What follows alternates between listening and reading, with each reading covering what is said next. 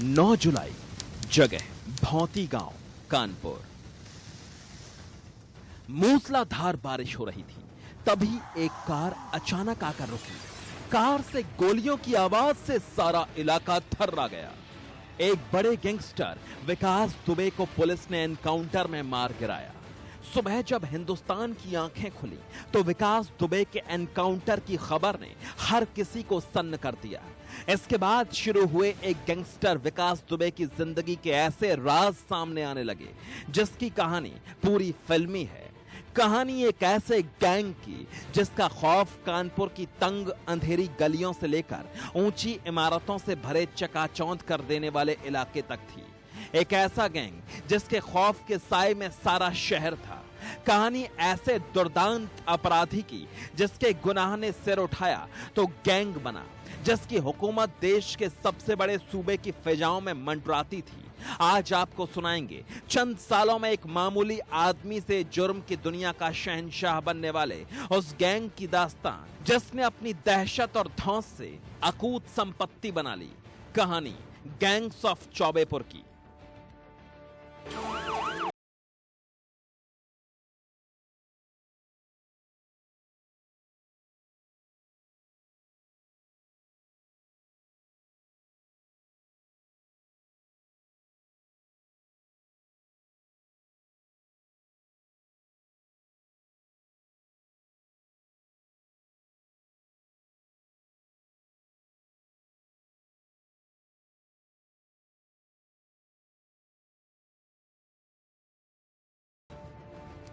बिकरू गांव, कानपुर। गुनाह की दुनिया में अपनी हुकूमत चलाने वाले गैंग की कहानी इस गांव से शुरू होती है। गांव का यह मकान उस गैंग का हेडक्वार्टर हुआ करता था। यह मकान था गैंगस्टर विकास दुबे का, जो कभी था उसका किला नुमा मकान, किला नुमा महल, और यहाँ लगती थी पंचायत, यहाँ लगती थी अदालतें, और जो कह देता था पंडित विकास दुबे वही होता था निजाम, वही होता था फैसला, और ऐसा ही कुछ करता था कांचा चीना। तो कानपुर के मांडवे का कांचा चीना। लेकिन सवाल बड़ा, विजय दीनानाथ चौहान कौन, क्या चाहता था कांचा चीना? वो चाहता था कि राजनीतिक सफर उसका बेमिसाल हो, इसीलिए वो सबसे बड़ा बनना चाहता था ब्रह्म फेस। लेकिन हम बताएंगे कि हम क्यों बता रहे हैं पंडित विकास दुबे को मांडवा का कांचा चीना, और बिकरू गांव क्यों है कानपुर का मांडवा। कानपुर का मांडवा, या फिर यूं कह लीजिए बिकरू गांव, क्या थी पंडित विकास दुबे की दहशत, और दहशत को क्यों किया गया मटिया मेट, ये तो आप सबको मालूम है, क्योंकि उसकी जो राजनीतिक महत्वाकांक्षा थी वो लगातार बढ़ रही थी। और जो 8 पुलिसकर्मियों को उसने किया था शहीद, उसके पास उसने कर लिया था अपने ही डिपार्टमेंट पे खुद साइन। तो जो कुछ हुआ वो होना लाजमी था। एनकाउंटर तमाम सवाल है, लेकिन हम उस पर बाद में बात करेंगे। लेकिन फिलहाल उस गाँव में है, पंडित विकास दुबे का हो चुका है एनकाउंटर, अब वो इस गाँव में कभी नहीं लौटेगा, और जो सन्नाटा है वो अभी भी पसरा हुआ है। लेकिन फर्क सिर्फ इतना है कि अब गांव के कुछ लोग अपने घर के अंदर से बाहर निकलने लगे। ये देखिए, घर की तमाम औरतें यहाँ बैठी हुई हैं, उनसे हम बात करने की कोशिश करेंगे और जानेंगे कि इनका क्या कहना है।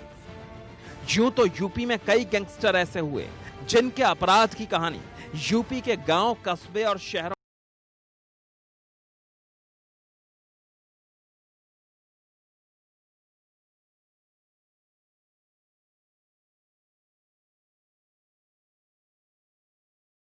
विकरू के विकास से पंडित जी बनने की पूरी कहानी बताएंगे। उस गैंगस्टर के हर शौक से आपको वाकिफ करवाएंगे। हम आपको बताएंगे कि आखिर बिकरू का विकास किस फिल्म को देखकर अपना नाम बदलने का फैसला कर चुका था। लेकिन पहले जानिए कि आखिर क्राइम की दुनिया पर चलकर पंडित जी ने धन और दौलत के मामले में अपना कितना विकास किया। 8 पुलिसकर्मियों का हत्यारा जो कानपुर के एक हाईवे पर पुलिस की गोली से मारा गया। लेकिन जुर्म के रास्तों पर चलते हुए विकास दुबे ने बेहिसाब दौलत इकट्ठा की। विकास की क्राइम कुंडली पूरे देश के सामने है। हर कोई विकास के बेरहम चेहरे से वाकिफ है। इंडिया न्यूज पर आज की हमारी खास पेशकश में सबसे पहले विकास की संपत्ति से जुड़ा ऐसा खुलासा होगा जिसे देखकर आपके होश उड़ जाएंगे। विकास का अंत हो गया है और अब उसकी काली किताब का पन्ना तेजी से पलटा जा रहा है। डर और अपराध की दम पर विकास ने अपनी काली कमाई की मीनारें गुनाह के किलों जितनी ऊंची कर ली थी। विकास दुबे के आतंक के किले को पुलिस ने कानपुर के हाईवे पर गिरा दिया। रंगा यादव के साथ रहा तो रंगा यादव से इसने बहुत सीखा। रंगा यादव के साथ इसने जेल भी काटी। फिर इसने एक काम ये शुरू किया कि जो कानपुर में एक चेन स्नैचर्स होते थे, रॉबर्स होते थे या मर्डरर्स होते थे, उनको अपने यहाँ बिकरू में पनाह देने लगा ये। तो जो भी मान लीजिए कि कानपुर में क्राइम किया तो वो बिकरू चला जाता था। बिकरू की जो टोपोग्राफी है वो बड़ी सूटेबल थी क्रिमिनल्स के लिए कि एक ही एक्सेस रोड है बिकरू में आने के लिए। कच्चा रास्ता उस जमाने में हुआ करता था, पक्का रास्ता नहीं होता था। और पीछे जंगलात थे जो कि आपको अंदर ही अंदर कन्नौज तक ले जाएं, आपको इधर कानपुर देहात शिवली की तरफ ले जाएं और बीहड़ में उतार दें। तो भागने का भी बहुत तरीका था और पुलिस की आमद रफ्त उस इलाके में बहुत कम रहती थी। इसका इसने फ़ायदा उठाया और इसने इस तरीके से अपना एक गैंग बिल्ड किया। छोटी नई उम्र के लड़कों को अपने साथ रखने लगा, उनसे ये क्राइम कराता था। चौबेपुर बेल्ट के अंदर इसने धीरे धीरे धीरे धीरे अपना एक एम्पायर टाइप का खड़ा कर लिया। इसके पास एक वक्त में 30-40 लड़कों की टीम होती थी जिसको ये बुलेट टीम कहता था। उसमें जो पहले 15 लोग होते थे वो इसके अपने सबसे करीबी साथी होते थे, जिसमें से अभी एक जैसे पकड़ा गया है अरविंद त्रिवेदी गुड्डन बॉम्बे में आज, वो इसकी लीड करता था। उसमें से कोई मारा नहीं गया। फिर इसने लोकल पुलिस इसी के लिए काम करती थी। जैसे शिवली पुलिस है वो इसी के लिए ही काम करती थी। जैसे चौबेपुर पुलिस हो गई अब इस केस में। उस टाइम जब इसने 2001 में संतोष शुक्ला का मर्डर किया है थाने में जाकर, उस थाने में जाने के बाद ये भागा है तो इसके साथ इसकी पूरी बुलेट टीम थी। लेकिन विकास ने जुर्म की बदौलत जो संपत्ति अर्जित की उसका लेखा जोखा करने में प्रवर्तन निदेशालय के भी पसीने छूट रहे हैं। विकास के एनकाउंटर के अगले ही दिन विकास की संपत्ति की जांच शुरू हो गई कि संपत्तियों से जुड़ी फाइलें मंगवाई जा रही हैं। इतना ही नहीं, विकास ने अपनी शुरुआती पूछताछ में बताया कि उसने कई देशों की यात्रा भी की थी और हर जगह संपत्ति खरीद रखी थी। अब तक मिली जानकारी के मुताबिक गैंगस्टर विकास दुबे ने 3 साल में 14 देशों की यात्रा की थी। विकास ने थाईलैंड और यूएई जैसे देशों में अपना पेंट हाउस खरीदा था।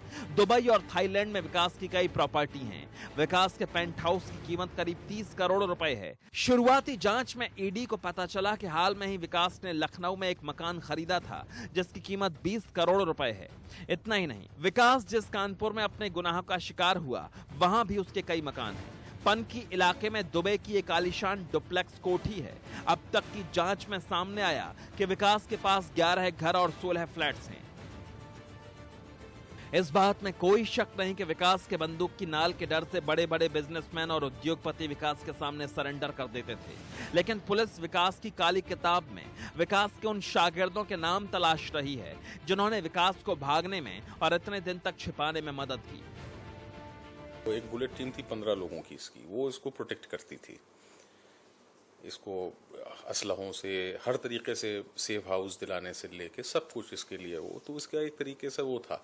तो इस बार भी ये जो भागा है तो एक तरीके की एक डिफरेंट बुलेट टीम थी जो इसको हेल्प कर रही थी, जिसकी वजह से ये कानपुर से उज्जैन भी पहुंच गया। तो इसका और ये बड़ा शातिर किस्म का इंसान था। इसको लॉ से कैसे खेलना है ये भी बहुत अच्छी तरह से आता था। आप समझ लीजिए कि आप एक भाजपा के राज्य मंत्री को मार रहे हैं, वो भी थाने में घुस के मार रहे हैं, और आप उसके बाद भाग जाएं और 4 महीने तक आप न पकड़ में आए। 4 महीने तक आप पकड़ में ना आए। पूरे यूपी की पुलिस जैसे इस बार इसको ढूंढ रही थी वैसे ही तब ढूंढ रही थी, वो भी हमने कवर किया है, ये भी कवर किया है। और ये 4 महीने बाद कुछ पॉलिटिशियंस के साथ कोर्ट में अपीयर हुआ और इसने सरेंडर कर दिया।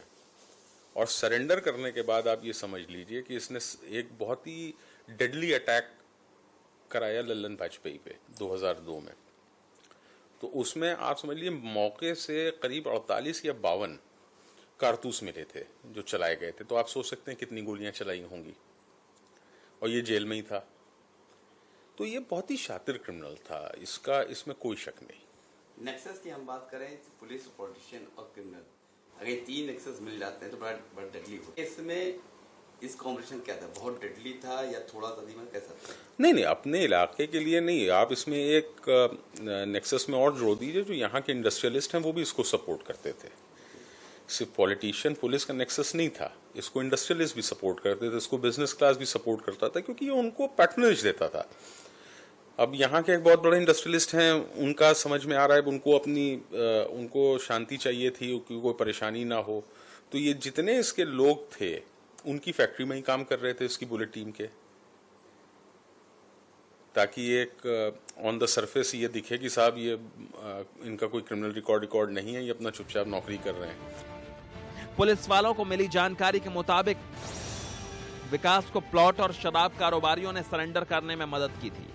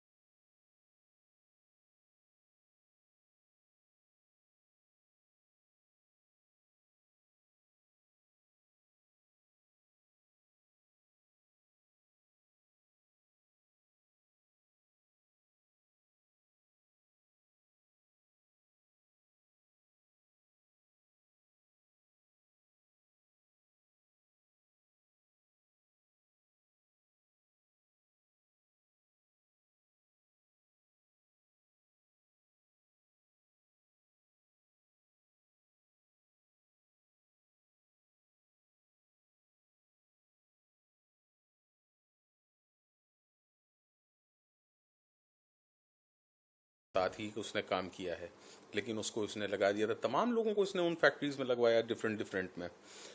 तो बिजनेस क्लास है, एक बिजनेसमैन है, उसने इनकी हेल्प की, तो क्योंकि जब तक आपके कुछ संबंध नहीं रहे होंगे तो आपने उसकी मध्य प्रदेश पहुंचने में मदद की, वहाँ पे उसके सरेंडर में एक तरीके से जो था कि ये इसको लग रहा था कि शायद हमको कहीं यूपी पुलिस मार ना दे या कुछ ना हो जाए, तो हम बचना चाहते हैं, तो ये भागना तो चाहता ही था, भाग ही रहा था।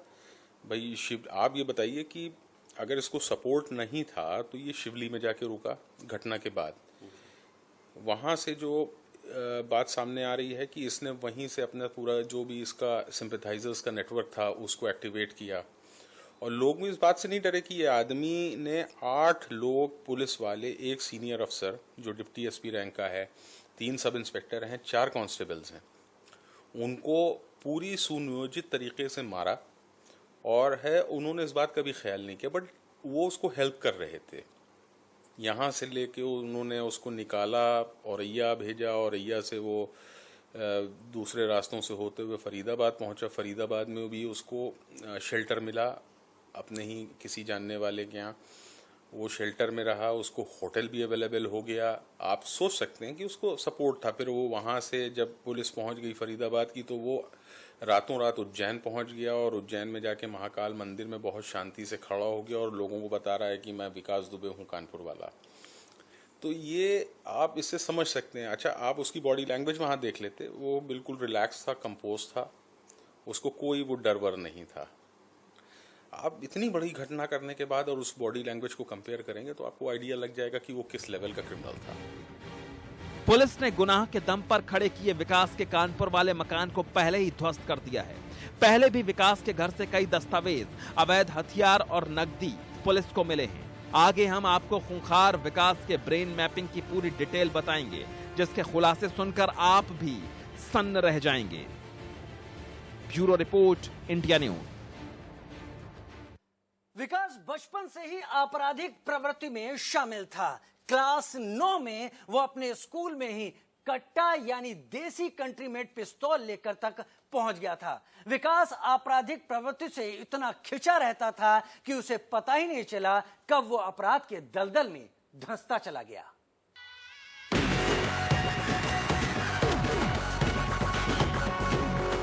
विकास दुबे फिल्मी दुनिया से काफी प्रभावित था। विकास दुबे के दिमाग में बॉलीवुड की फिल्मों का काफी असर था और यह असर विकास के काम करने के स्टाइल में भी दिखता था। विकास ने अपने आसपास एक ऐसी दुनिया बना रखी थी जिसका हीरो वो खुद था। विकास के हाथ बचपन से ही खून से सने हुए थे। बचपन से ही उसके दिमाग में जुर्म की मानसिकता ने जगह बना ली थी। 9वीं कक्षा में पढ़ने वाला विकास खुलेआम पिस्तौल लेकर स्कूल पहुंच गया था और यहीं से उसके दिमाग में एक शैतान पूरी तरह से हावी हो गया था। विकास ने अपने जुर्म की दुनिया का दायरा बढ़ाने के लिए अपने आसपास एक सुरक्षा कवच भी बनाया। क्राइम की काली अंधेरी गली में मौत के अपराध के सफर पर विकास अकेला नहीं निकला था।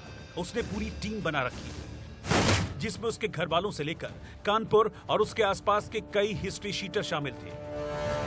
एक अपना टीम बना के काम करने में यकीन रखता था। खूब अपने दोस्त यारों सबको इसने अपने साथ इन्वॉल्व किया हुआ था।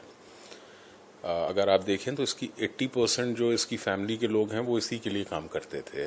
तो वो एक काइंड ऑफ ही जो था, ये अपने आप में कंपनी टाइप का बन गया था जिसके लिए सब कुछ किया जाता था। अच्छा, इसने अपने को सेंट्रलाइज किया बिकरू इसका किला था। बिकरू इसका अपना किला था। बिकरू में इसने जो शुरुआत की, तो इसका जब एक झगड़ा हुआ है काकादेव इलाके में अपने साले के साथ, साला इसके साथ था, एक चावल के व्यापारी थे, उसके ऊपर गोली वगैरह इसने चलाई, तो पहली बार इसका तब नाम उभर कर आया। ये बात है 94-95 की। राजू खुल्लर इसका साथी हुआ करता था जो अब मध्य प्रदेश चला गया है। तो राजू खुल्लर जो इसकी वाइफ हैं वो राजू खुल्लर की बहन है। तो 94-95 में इसने खूब, मतलब पहली बार इसने खुल के गोली वगैरह बम वगैरह चलाए। तो वो एक चावल व्यापारी था, बिजनेसमैन।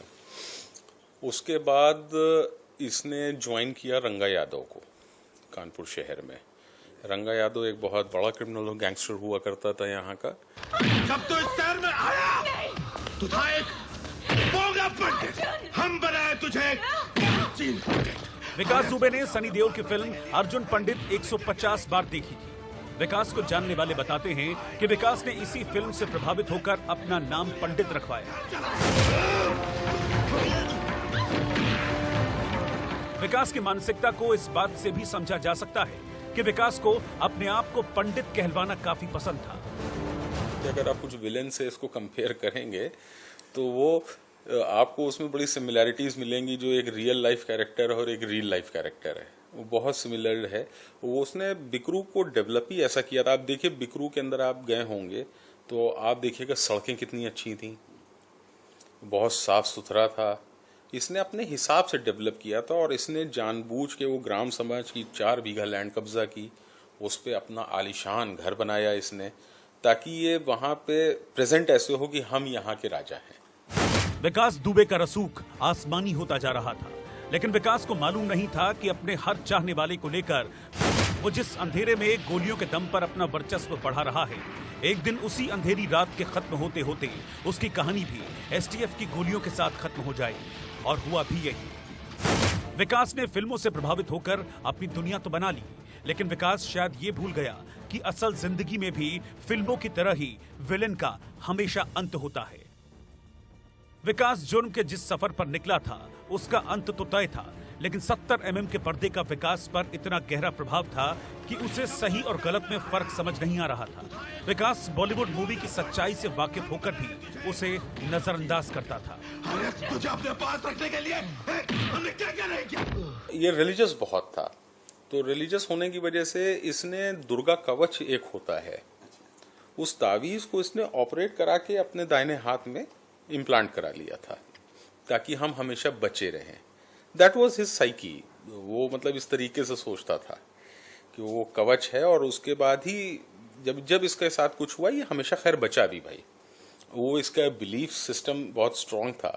तो ये जा रहा था तो इसकी गाड़ी पलट गई थी, पूरी टक्कर हुई थी। तो विकास दुबे उसके अंदर काफी बुरी तरीके से घायल हुआ था, मरा नहीं था, लेकिन जिस तरीके का एक्सीडेंट था उसमें कोई शायद ही बच पाया। उसमें एक आध लोग शायद मर भी गए थे।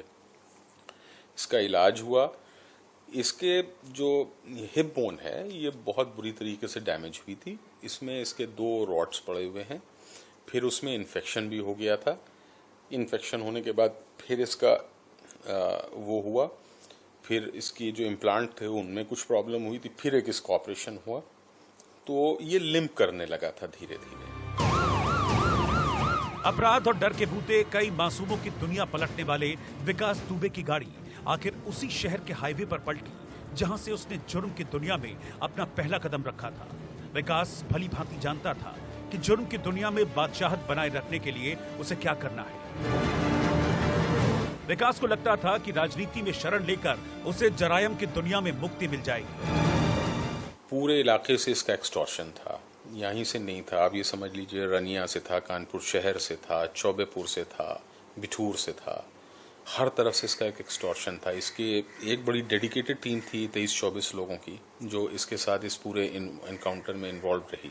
वो वही आप समझ लीजिए जो इसकी डेडिकेटेड टीम थी। उन सबको इसने खड़ा किया, उनका पैसा देना, ये करना वो करना, उनको मतलब उनकी लॉयल्टी इसने बाई की, एक तरीके से उसने खरीदी इनकी लॉयल्टी। तभी वो इसके साथ आप समझ लीजिए कि इतनी बड़ी चीज़ थी एंड दे वर रेडी।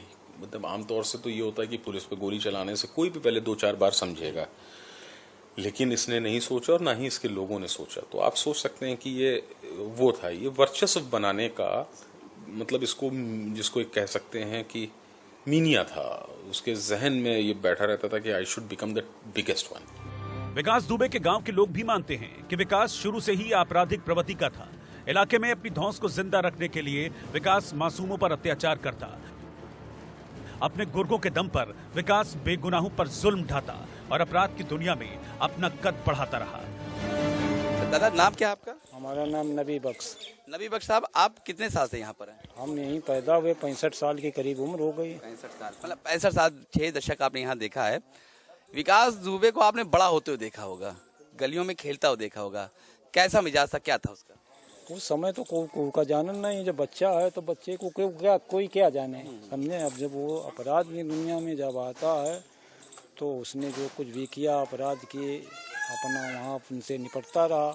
अब जो है दहशत यहाँ की जो थी सब खत्म हो गई रही। सही दहशत जो है सीओ साहब आ गए हैं मौके पर, वो खुद ही खत्म कर रहे हैं। पब्लिक कॉन्फ्रेंस उन्होंने बुलवाई, सबको इकट्ठा किया। नहीं, उस दिन से कोई 2 आदमी इकट्ठे बैठ नहीं सकते थे। सीओ साहब ने तो माहौल जो है आते ही यहाँ बदल दिया है भाई। काफ़ी लोगों को उन्होंने इकट्ठा किया, बताया, सबको जोड़ा। एक तो पंचायत उसकी चला करती थी विकास दुबे की। साहब ठीक, अब दहशत खत्म हो गई है। अब गांव के लोग जो है खुशहाल अमन चैन से रहेंगे। अच्छा, दूसरी बात हम ये पूछना चाहेंगे आपसे कि बताया ये गया है कि 90 के दशक की, आपको याद नहीं है? बिल्कुल याद नहीं है जी। 90 के दशक से वो उसने अपना काम चालू किया। धीरे धीरे वो अपना आगे बढ़ता रहा। तमाम बार पकड़ा गया, तमाम बार छूटा, जमानत हुई, जेल गया, सब कुछ होता रहा, लेकिन हर बार वो कानूनी दांव पेच से बच जाता रहा। बस ठीक। अरे मारता पीटता था गाँव में? मारता पीटता था, जिसको मारता था मारता भी था। क्यों मारता था? अरे भाई, जो बात उसकी नहीं मानता था उसको मारता भी था, डंडों से मारता था, थप्पड़ों से मार देता था, उसके चमचे भी चोट पहुंचा देते थे सब। अब तो माहौल ही बदल चुका है। विकास के गांव के लोग अब उसके आतंक से आजाद हैं। इलाके में कानून का फिर से दबदबा है। विकास के एनकाउंटर के साथ ही उसके जुर्म की हर कहानी अब लोग भूलना चाहते हैं।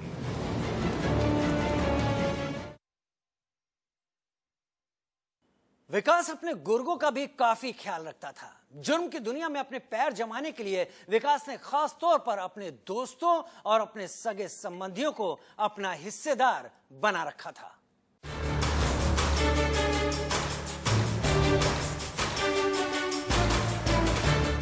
विकास दुबे भले ही बाकी दुनिया के लिए कुख्यात हो, लेकिन खुद और अपने गुर्गों की मौज मस्ती में कोई कमी नहीं होने देता था।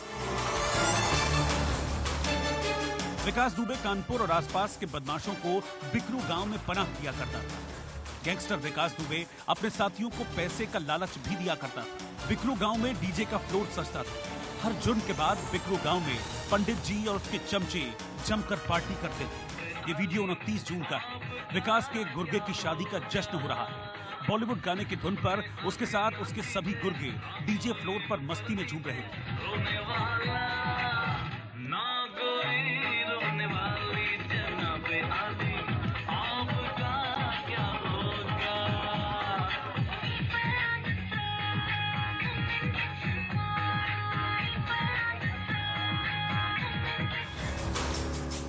पैसे और संपत्ति की रंगीन दुनिया दिखाकर विकास अपने गुर्गों को अपराध की दुनिया के सब्जबाग दिखाया करता था।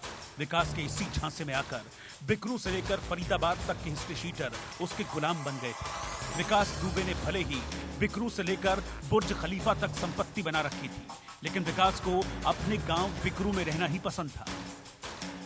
अब वो मारा जा चुका है और यहाँ का माहौल बदल चुका है। जैसे कि नबी बख्श साहब ने बताया, जो 6 दशक से यहाँ रहते हैं, उनका ये कहना है कि वो एक असामान्य बच्चा था। जाहिर सी बात है, बचपने में कोई इतना शैतान नहीं होता, लेकिन 90 आते आते वो बदल गया। 90 जब आया तो पहले सिर्फ विकास था, फिर विकास दुबे हुआ और फिर वो पंडित विकास दुबे हो गया। और जब वो पंडित विकास दुबे हो गया तो उसने बिकरू गांव को अपना मांडवा बना दिया। मांडवा मैं इसलिए कह रहा हूँ क्योंकि अग्निपथ में जो मांडवा था वो एक ऐसी जगह पर थी जहाँ से आप हीरोइन का बिजनेस कर सकते थे। फिल्म बात में कर रहा हूँ। ठीक वैसे ही ये है बिकरू गांव और मांडवा, इसलिए कि उसने तमाम संपत्तियाँ बनाई, महत्वाकांक्षाएं पाली, उसको परवान करके चढ़े, उस पर काम रहा, लेकिन उसने कभी बिकरू गांव को नहीं छोड़ा। एक लखनऊ में भी घर था, वहाँ नहीं रहता था, ज़्यादातर समय वो यहीं गुजारा करता था क्योंकि उसको मालूम था कि ये जो होगा, ये जो बिकरू गांव है वो हमेशा उसको बचाएगा। दूसरी बात ये थी कि दहशत थी, जो साहब बताया कि उसकी पंचायत होती थी, अगर आप उसके पंचायत में गए और आप इसकी बात नहीं मानी तो फिर गाली, लात, घूसा ये सब चला करता था। तो साफ है कि विकास दुबे अपना विकास कर रहा था, इस गांव के कॉस्ट पर अपना विकास कर रहा था। और जब वो पंडित विकास दुबे बना तो उसने ठान लिया था कि जैसे 90 के दशक में अग्निपथ आई थी, ठीक वैसे ही कांचा चीना की तरह विकास दुबे भी यहाँ के बिकरू गांव को अपना बेस बना लेगा। उसके बाद जो उसकी महत्वाकांक्षाएं थी, जो उसकी बना थी, उसको अमली जामा पहनाएगा। तो अब विकास दुबे की कहानी हो चुकी है खत्म, दहशत का दौर भी हो चुका है समाप्त और अब एक नया सवेरा हो चुका है बिकरू गांव में। विकास के गुर्गे और विकास का अंडरवर्ल्ड कनेक्शन भी अब सामने आने लगा है। पुलिस ने मुंबई से विकास के 2 शागिर्दों को भी गिरफ्तार किया है। विकास ने इन सभी कनेक्शन को जोड़कर अकूत संपत्ति जुटाई। बिकरू से लेकर दुबई तक विकास और उसके गुर्गों की अरबों की संपत्ति है।